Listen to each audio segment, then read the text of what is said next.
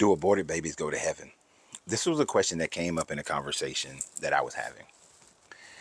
And if you are Christian and most other religions, then the answer would be yes, that they would. Now, why would I agree with that? Why would I say that for people who believe in the Bible being the inerrant word of God, although there are some issues that I still would have with it, is the fact that when you look at Genesis, it says that man is created in the image of God. You look at Jeremiah, it says that he knew him before he was born, when he was in the womb, and that he would become a prophet of nations. You look at Isaiah 7, knew you before when you was in the womb. There are many different passages that talked about the spilling of innocent blood, and that children in Isaiah 7, it talks about your children are held accountable until they reach a certain age of maturity, to which that line is not drawn. This is what the bar mitzvah is about, is when a child becomes accountable for their actions. But prior to that, a child is not accountable for their actions. So if something happens to them, then they are still in the favor of this God, and they will be able to go to heaven. This did bring about a problem, though. There was a time frame, and it still happens to this day, where a person may become pregnant and they will say, well, I don't want my baby to suffer through the evils of this world today, so therefore I'm going to have an abortion. So that ensures that their soul goes to heaven. And this was looked upon as a loving thing to do by some parts of society, not as a whole. But of course, the act of abortion has always been looked down upon, as far as most religions are concerned with. But there are times that this God instructs for children and babies to be murdered, to be killed.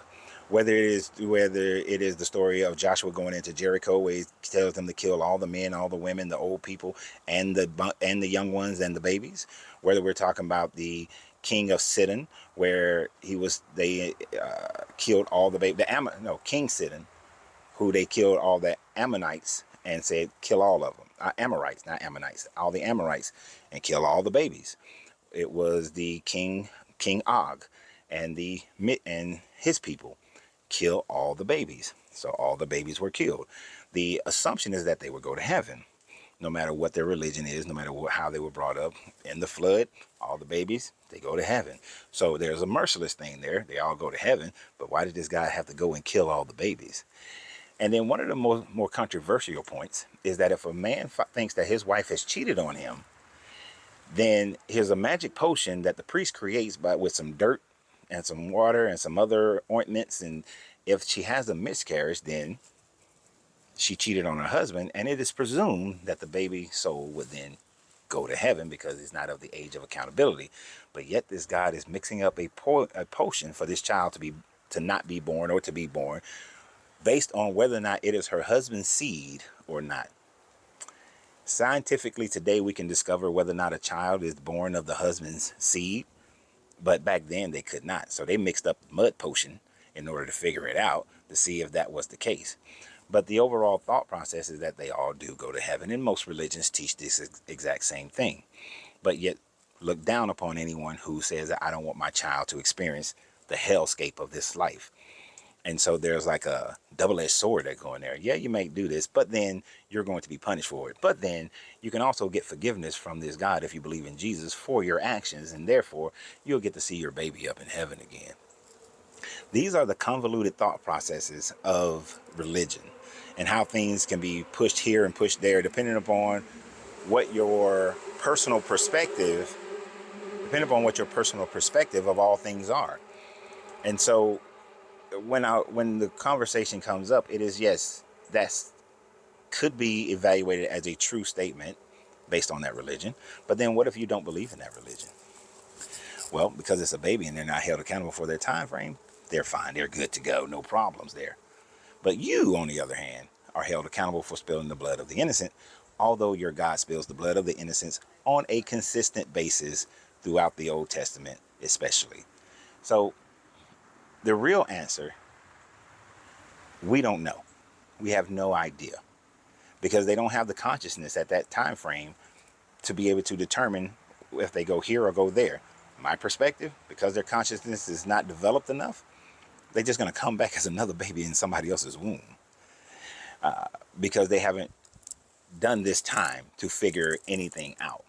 So they'll just come back again as somebody else's child, and then have to go through the process of elevating their consciousness to then figure out what type of so-called afterlife or next life. I'm going to stop using the term afterlife, what the next life will be.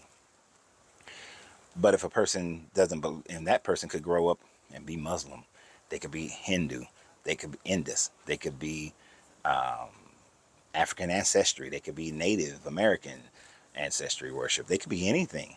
Nothing guarantees they're coming back in a Christian home, in a Christian family, and learn Christianity. They can come back to the people at the Sentinel Islands who don't know any of these religions but have their own religion, and live and die and live and die. And you would never even know.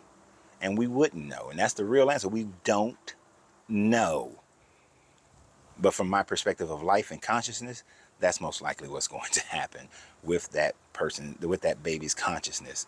It will have to come back and then learn and develop and grow and become whatever they become and go wherever they decide that they're going to go, whatever they create.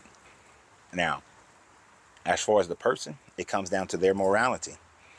Most people are going to look at it as a sin, a definite sin, and sin that they're going to be scorned by for the rest of their life. That's only if you choose to allow that to be something that holds over you.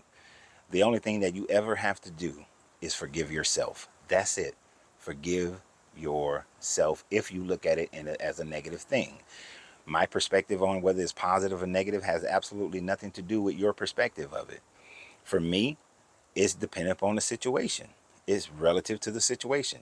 I had a cousin who had one because it was life-threatening to her, because the child was developing like too close and into her fallopian tube. It was life-threatening to her. No problem. There should be no guilt. There should be no shame. Other instances, people don't feel like they're ready or can afford it.